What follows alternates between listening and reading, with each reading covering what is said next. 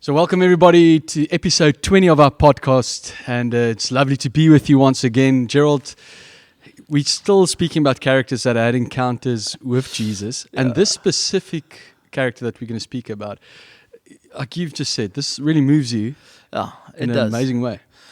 Yeah, Gerald Turketti, firstly, like I said, I want to just say thank you that you and I can be on this journey together. And, I admit to the audience that are watching right now, and I'm admitting it to you, I'm actually at a part in the study of Jesus and the characters that he's getting in. It's actually ruining me in the sense that I'm rethinking people. And because we've decided intentionally not to study Jesus the Lord or Jesus the Savior, we're just talking about people that encountered Jesus. And I see the complexity of his reach, who he spoke to, how he spoke to them, when he spoke to them, the timing. And you just see how rude some people are. And it kills me. It really does. But we're going to be speaking about this woman, and I don't know. You want me to kick it off? Do you want to kick it off? You can go for it. Yeah. No, listen, I think the thing that I'd love to start talking about her is that, number one, she's encountering Jesus, but she doesn't really want to. No, not at all. So John 8 is the story. This is a lady that was caught in adultery, and she was brought before Jesus. Like you said earlier when we spoke, the whole context is, in the previous chapter, it was the Feast of Tabernacles. It was a busy time. He actually slipped away to be alone. Past the temple, got caught up, wanted to teach there as he was a teacher as well. Was teaching, then the Pharisees and those guys, in the time he was teaching, brought this lady to him. Yeah, and that's the thing that, I don't want to get stuck there today, but that she encounters Jesus even though it's really not where she wants to be. Yeah. And I think there's a massive lesson in that for me at the moment, because I might be and am in a place right now where I'm not exactly where I wanted to be. But that doesn't interrupt the grace of God. No, definitely I mean, that just, but Turketti, it blows my mind.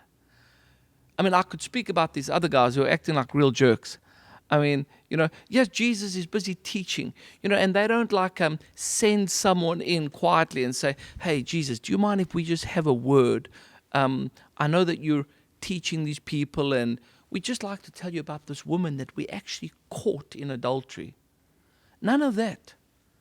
They're blatant. They just come slam this woman. And people like that really get under my skin when they actually want to learn from the lessons of someone else's shame. That's so religious and cold and sick. I think really, you got to forgive me. I get emotional. No. So I'm gonna even get you maybe a bit more emotional on this. I get sick about it. So these guys, you have to remember, this was early in the morning when they brought her to her. The Bible's clear about that. So that means they didn't. If you're gonna have an adulterous relationship, you're not gonna do it 5 o'clock in the morning.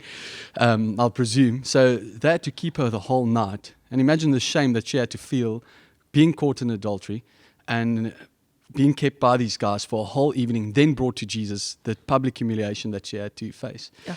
And what about the fact that they're doing it in front of other people? Yeah. If they were bringing her to Jesus, that's one thing.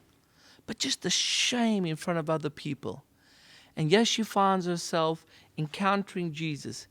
But what we know now is that she's going to leave knowing that her greatest moment of shame was actually her opportunity to meet Jesus.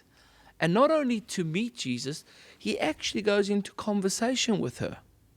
And that is a question in itself, because these guys are obviously wanting to judge. Jesus says, I tell you what, boys, whoever has not sinned, I tell you what, why don't you guys throw the first stone? And we know the story that he bows down and starts to write down, and there's a debate on that, but I won't go in there right now. And then Jesus turns around to her and he says, where's the accusers? Yeah. And what does she say? None of them are here anymore. Yeah. And what's powerful is he doesn't just forgive her, but he restores her and he sends her away with purpose. Yeah. A story of grace. Yeah, that is beautiful. That story of grace that she has. So that place where they actually brought her was a place where they, in front of the temple, is when people did wrong, where Jesus was teaching. They would have brought them there for the accusations that was held against them. So they had a case, first of all, because adultery in Leviticus, it is clear that there must be a punishment for it. But these guys actually broke the law, because the Bible tells us in Leviticus that there needs to be two. And a witness as well. So they didn't have a witness when they brought her, first of all. And second of all, the man wasn't there as well, who should have been there. So they were breaking the law to prove a point. And it reminds me of a Sunday school story that I heard once, where a teacher was teaching about the Pharisee and the man with sin that was praying.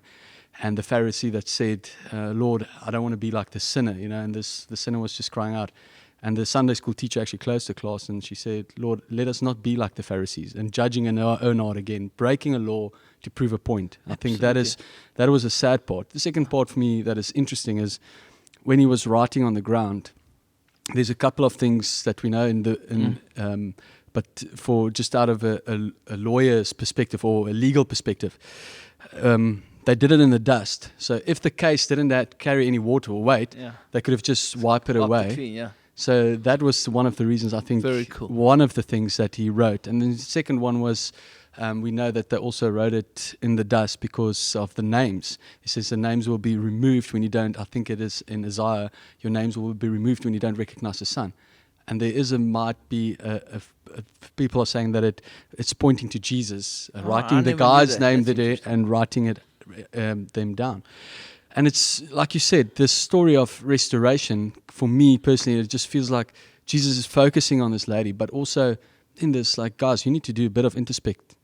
Before you bring someone, once again, take that big log out of your eyes before you face someone else. Yeah, I think, and maybe that's just my, last 5 cents.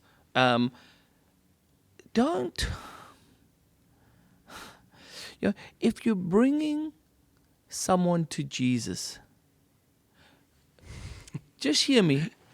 If you're bringing someone to Jesus, come hoping for the grace of God, not the correction of God. Turketti, I love what you're saying. Turketti, hear me. We pray. And then in our prayers for people, oh, Jesus, just want to pray for that person. You know how terrible they are. You know how shocking their sin is. Jesus, won't you please?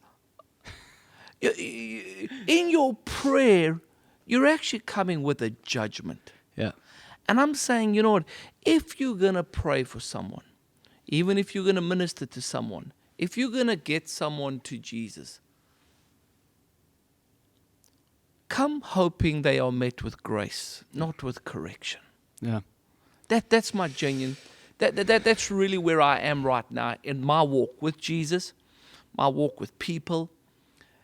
So you better than some people. So what? Can I tell you one last story? You like this, Turketti, check us out. There's Shirley Caesar. Do you know that? No. Ah, you are uneducated. What's wrong with you? She is the Americans, what we would call the black Americans. Yeah. I'm not going to go and give you that terminology now. I get into trouble online and people want to slaughter me. But she's a mother of black old American worship. Certainly, Shirley Caesar. I'll play you some of her music. But she's got a song where this gentleman is brought to court and the judge asks him, what have you got to say for yourself? And he turns around and he says, Your Honor, I'm just a jailbird. And then he goes on to tell about that he's got nothing really to say for himself, but he's been bought by the grace of God. Sure. And then later on, he obviously goes down death row, and he dies. And then everyone in the prison speak about the fact that his wings have now been set free and he's flying back to his master. Sure. And I just think this woman, she was just but a jailbird. I'll play you the song afterwards. Please do. I think that'll be great. Seriously, stir your heart. Yeah. Yeah, and I think just from our side, in closing, when we bring people to Jesus, and I've heard it a couple of times as a pastor before, if my husband can just get to church, I know this is going to change in his life. This is going to be right. This is going to be right.